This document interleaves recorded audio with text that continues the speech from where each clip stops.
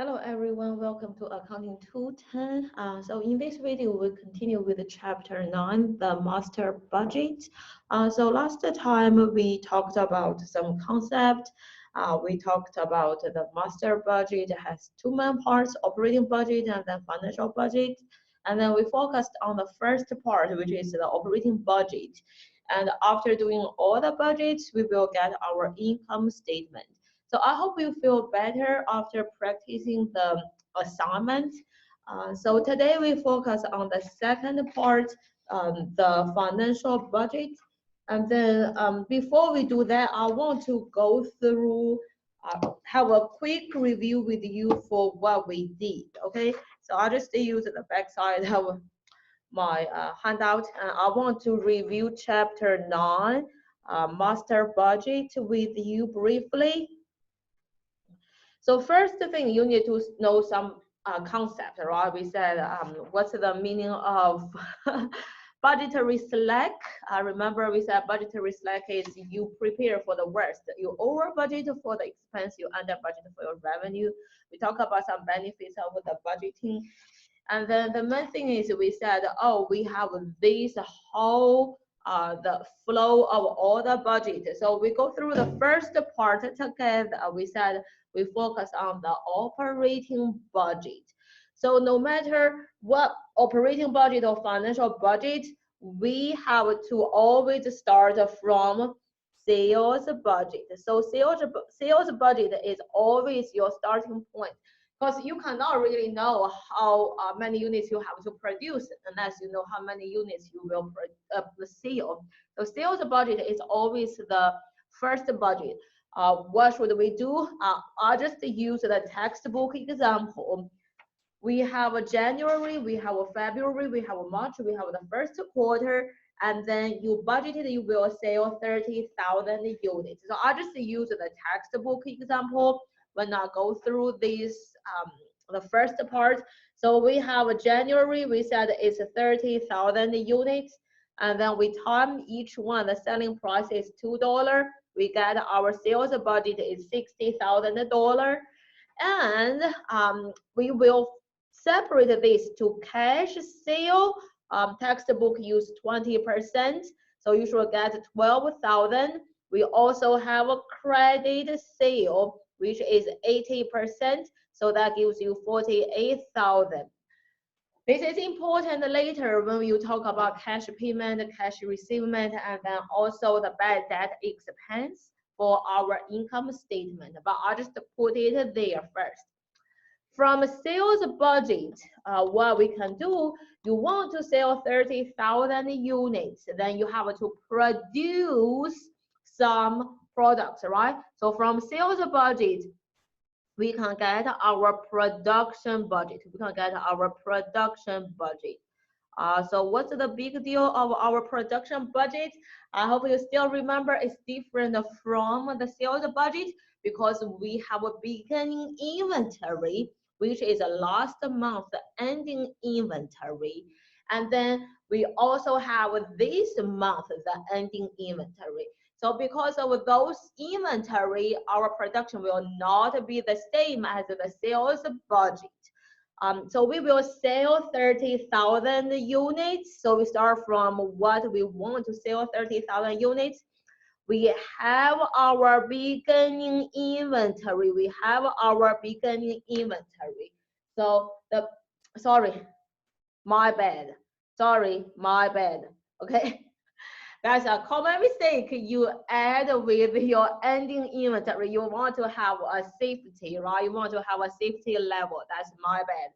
So it's always the units you plan to sell, and you want to have some safety inventory. So that is your ending inventory. My bad, I should deduct 1 point from my exam. So you add your ending inventory. How do you get your ending inventory? Is the percentage in the textbook. We said 10% of next month sales as our ending inventory. We want to have some stock on hand. We want to have some ending inventory, which is 10% of next month sales. 10% of next month sales. So that gives our units we need, right? That gives our units we need. But we already have some beginning inventory. We minus our beginning inventory. We minus our beginning inventory. As I say, you can say I also made mistake. This is kind of a common mistake when I taught 210 last year. Students, they know you have ending inventory, you have beginning inventory, but they don't know I should add beginning inventory, I should deduct beginning inventory. So it's always the units you plan to sell, add your ending inventory, because that's the total units you need, and then minus your beginning inventory, How do we get our beginning inventory? Is the percentage time your this month, time your this month sales. So 10% of next month sales is your ending inventory. 10% of your this month sales is your beginning inventory. So from there, you get the units you have to produce, production.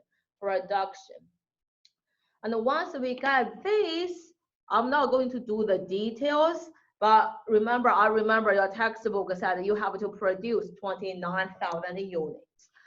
So from there, we get our direct material budget, direct labor budget, and then manufacturing overhead budget, right? We get our manufacturing overhead budget.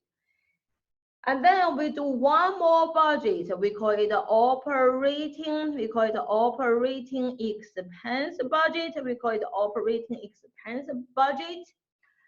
So like all the operating non-manufacturing, you have a variable like sales commission. You also have a fixed like CEO salary, right? This is our operating expense. That's our period expense. So we get our budgeted income statement. We got our budgeted income statement.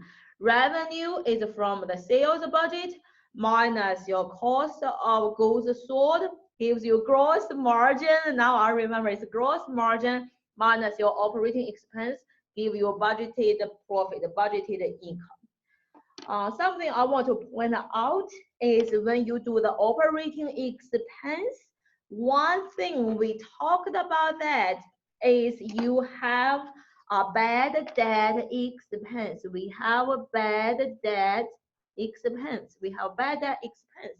We estimated 1% of your credit sales will be bad debt expense.